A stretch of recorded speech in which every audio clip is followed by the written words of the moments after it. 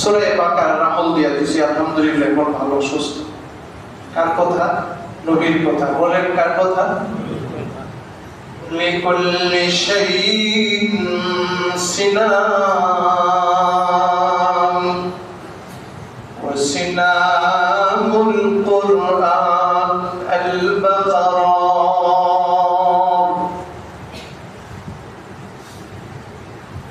আল্লাহ রাসূল বলেন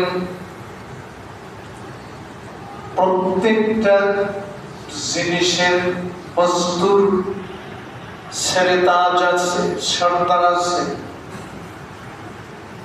নেতা আছে, নাই কি নাই?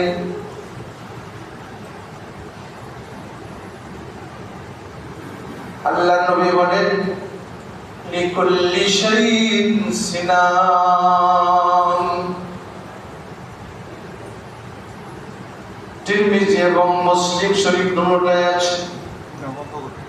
আল্লাহ রাসূল বলেন প্রত্যেকটা বস্তুর সর্দার আছে।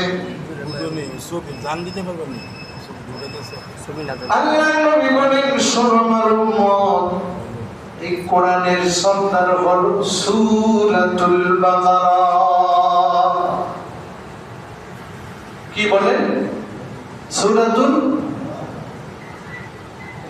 যেই সূরা বাকারা সম্পর্কে আল্লাহ রাসূল বলেন তিরমিজি শরীফের হাদিস, ক্বালা রাসূলুল্লাহ সাল্লাল্লাহু আলাইহি ওয়াসাল্লাম ইন্নাল বাইতাল্লাযী يقرأ فيه سورة البقرة لا يدخله الشيطان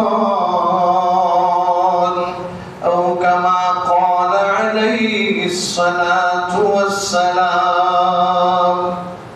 আল্লাহ রাসূল বলেন নিশ্চয়ই যেই ঘরে সূরা বাকারা তিলাওয়াত করা হয়, ইয়করা ফি সূরাতুল বাকারা লা ইয়াদখুলুহু শাইতান, এই ঘরে শয়তান প্রবেশ করে না।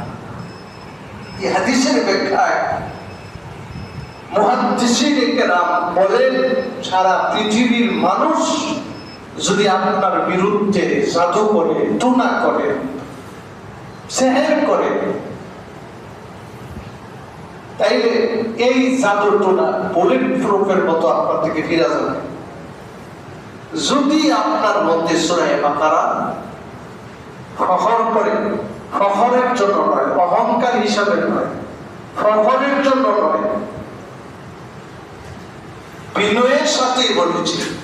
অনেকে বলেন আপনারা কি আমল করেন?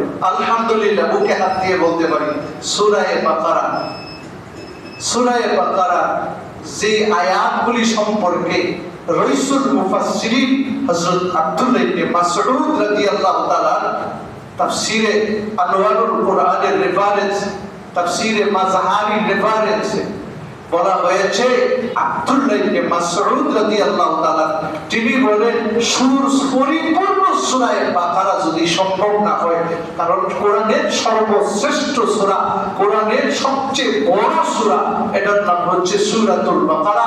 যেই সূরাতুল বাকারায় 286টা আয়াত আছে, ওই সূরাটা রাতে পড়া ঘুমানোটা সবটাই কষ্টের, সবটাই অসম্ভব।